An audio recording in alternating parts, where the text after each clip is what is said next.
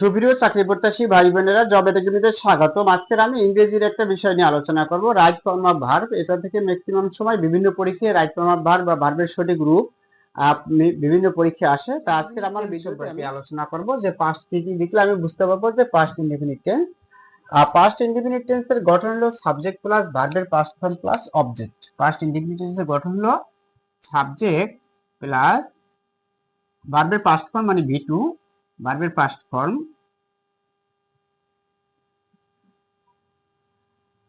Plus object বা extension, অর্থাৎ subject plus ভার্বের পাস্ট ফর্ম প্লাস অবজেক্ট, অর্থাৎ ভি টু। সাবজেক্ট প্লাস ভার্বের পাস্ট ফর্ম প্লাস অবজেক্ট, এটা হলো পাস্ট ইনডিফিনিট টেন্স।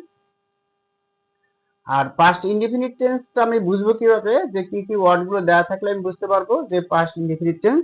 আর পরীক্ষা হলে যে ভার্বের সঠিক রূপগুলো আসে সেগুলো এই মার্কার ওয়ার্ড বা এই ওয়ার্ড গুলো দেওয়া থাকে। yesterday, ago, long, since, previous day, the day before, last night অথবা লাস্ট উইক অথবা লাস্ট মর্নিং, লাস্ট মান্থ অথবা লাস্ট ইয়ার, এরকম যদি বলা থাকে, এবং it is time, it is high time, wish, fancy, এই ওয়ার্ডগুলো যদি থাকে বা এগুলো যদি থাকে, তাহলে আমরা বুঝবো যে আমাদের এটা পাস্ট ইনডিফিনিট টেন্স। আর পাস্ট ইনডিফিনিট টেন্সের গঠন হলো সাবজেক্ট প্লাস ভার্বের পাস্ট ফর্ম প্লাস অবজেক্ট। এখানে আমি কয়েকটি উদাহরণ লিখে রেখেছি, কাম হোম ইয়েস্টারডে। তাহলে ইয়েস্টারডে এই ওয়ার্ডটা দিয়ে আমরা বুঝতে পারবো, কারণ ইয়েস্টারডে এই ওয়ার্ড ছিল, ইয়েস্টারডে ওয়ার্ডটা দিয়ে আমরা বুঝতে পারবো যে এটা পাস্ট ইনডিফিনিট টেন্স। তাহলে ভার্বের পাস্ট ফর্ম বসবে, তাহলে কাম ভার্বের পাস্ট ফর্ম, কাম ভার্বের পাস্ট ফর্ম হলো কেম, CAME, কেম। আর পাস্ট পার্টিসিপল ফর্ম হলো কাম। তাহলে এটা হলো আমাদের V2, আর এটা হলো V3, আর এটা হলো V1। এই যে V2 বসবে, তাহলে এখানে বসবে কেম, CAME। তাহলে আমাদের এই 1 নম্বরটা উত্তরটা হবে কেম। আমরা যদি এখানে কেম লিখে দিই তাহলে হবে, তাহলে আমাদের এটা কারেক্ট হয়ে যাবে CAME, কেম, যে হি কেম ফ্রম ইয়েস্টারডে। তাহলে আমরা এই যে ইয়েস্টারডে ওয়ার্ডটা দেখি আমরা বুঝলাম এটা পাস্ট ইনডিফিনিট টেন্স। আর পাস্ট ইনডিফিনিট টেন্সের গঠন হলো সাবজেক্ট প্লাস ভার্বের পাস্ট ফর্ম প্লাস অবজেক্ট।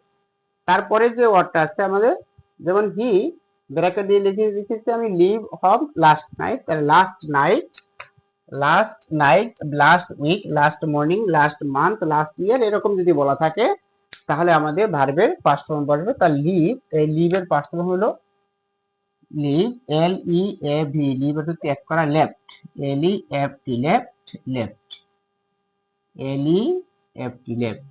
এটা হলো V2। তাহলে আমাদের এখানে বসবে লেফট, যেমন he left home, he left home last night. এই লাস্ট নাইট এই মার্কার ওয়ার্ডটা দেখে আমি বুঝতে পারবো যেটা পাস্ট ইনডিফিনিট টেন্স।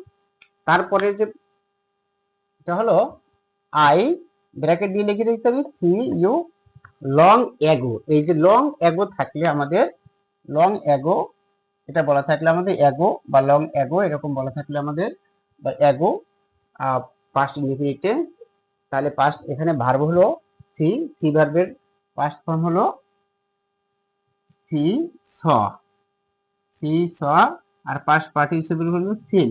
তাহলে আমাদের স বসবে V2, এখানে স বসবে SAW, যে I saw you long ago. এই যে এগো এই ওয়ার্ডটা দেখে আমি বুঝতে পেরেছি যেটা পাস্ট ইনডিফিনিট টেন্স।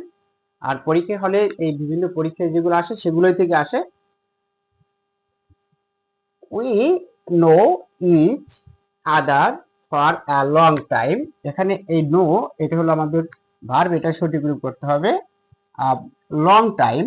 আমাদের যদি লং টাইম দেওয়া থাকে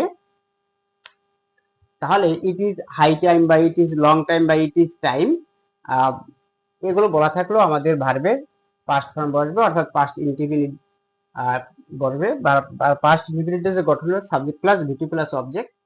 নো, নো ভার্বের KNOW, নো, নিউ, এটার past form knew, KNEW, knew, known, KNOWN, এটা হলো V3, এটা হলো V2।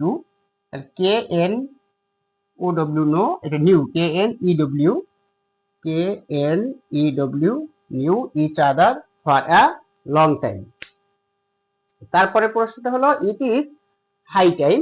আমাদের এখানে হাই টাইম বলা আছে, এটা হলো আমাদের ইট ইজ হাই টাইম, এই যে মার্কার ওয়ার্ডটি হাই টাইম, এটা দিয়ে আমরা বুঝতে পারবো যে আমার ভার্বের সঠিক রূপ হবে V2, তাহলে পাস্ট ইনডিফিনিট টেন্সের রূপে বসবে। তাহলে চেঞ্জ এর পাস্ট ফর্ম হলো change, CHANG, change, changed, CHANGED, change, changed. এটা হলো V2। তাহলে আমাদের হবে কি এখানে change, CHANGED, change. It is high time he changed his bad habit. এটা কিন্তু ম্যাক্সিমাম পরীক্ষা আসে যে ইট ইজ হাই টাইম, এই হাই টাইম এই ওয়ার্ডটা দেখে যে ইট ইজ হাই টাইম, এই মার্কার ওয়ার্ড দেখে আমি বুঝতে পারবো যে এটা পাস্ট ইনডিফিনিট টেন্স।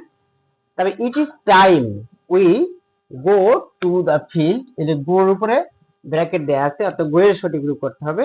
তা গো এর পাস্ট ফর্ম হলো যে went, go went, WENT, go and gone. এটা হলো আমাদের V2।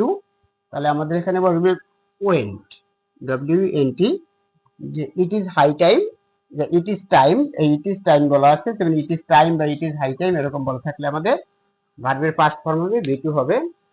I fancy I turn পেল, এখানে আমার মনে হচ্ছে আমি ফ্যাকাশে হয়ে যাচ্ছি, এরকম ফেন্সি বলা থাকলে আমাদের বলা আছে যে ওয়ার্ড ফেন্সি, এই ফেন্সি ওয়ার্ডটা দেওয়া থাকলে আমাদের পাস্ট ইনডিফিনিট টেন্স বসবে, অর্থাৎ ভার্বের পাস্ট ফর্ম বসবে। তা turn, turn, turn, TURNED, turn, turn, TURNED, turn, এটা হলো V2।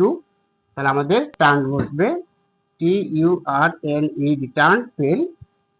আই উইশ, একেবারে শেষের লাস্টে ওয়ার্ডটা হলো, সেন্টেন্সটা হলো I wish I sing a song. এই যে উইশ যদি বলা থাকে, আমাদের এখানে বলা আছে যদি উইশ যদি থাকে, যে উইশ যদি থাকে তাহলে আমাদের ভার্বের পাস্ট ফর্ম বসবে। তাহলে আই উইশ, এই সিং ভার্বের পাস্ট ফর্ম হলো,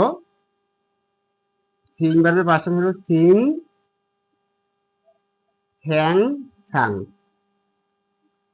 স্যাং। তাহলে আমাদের এখানে বসবে স্যাং, পাস্ট ফর্ম বসবে যে I wish I স্যাং a song. সুপ্রিয় চাকরি প্রত্যাশী ভাই বোনেরা, তাহলে আমরা পাস্ট ইনডিফিনিট টেন্সে যে যে ওয়ার্ডগুলো দেখলে আমি বুঝতে পারবো সেন্টেন্সে এটা পাস্ট ইনডিফিনিট টেন্স এবং ভার্বের পাস্ট ফর্ম বসবে, সেই রুলসটা আমরা শিখলাম। পরবর্তী কোনো ভিডিওতে আবার দেখা হবে। যদি আমার ভিডিওটি ভালো লাগে লাইক করবেন, কমেন্ট করবেন এবং সাবস্ক্রাইব করে আমার চ্যানেলের সাথেই থাকবেন। ফেসবুক পেজ থেকে ভিডিওটি দেখে থাকলে ফেসবুক পেজটি ফলো করে রাখবেন, আর ইউটিউব চ্যানেল থেকে ভিডিওটি দেখে থাকলে ইউটিউব চ্যানেলটি সাবস্ক্রাইব করবেন, আর তাদের কাছে ভিডিওটি পৌঁছে দেবেন যাদের ভিডিওটি জানার দরকার। ইনশাআল্লাহ ভালো থাকবেন সবাই, পরবর্তী কোনো ভিডিওতে আবার দেখা হবে।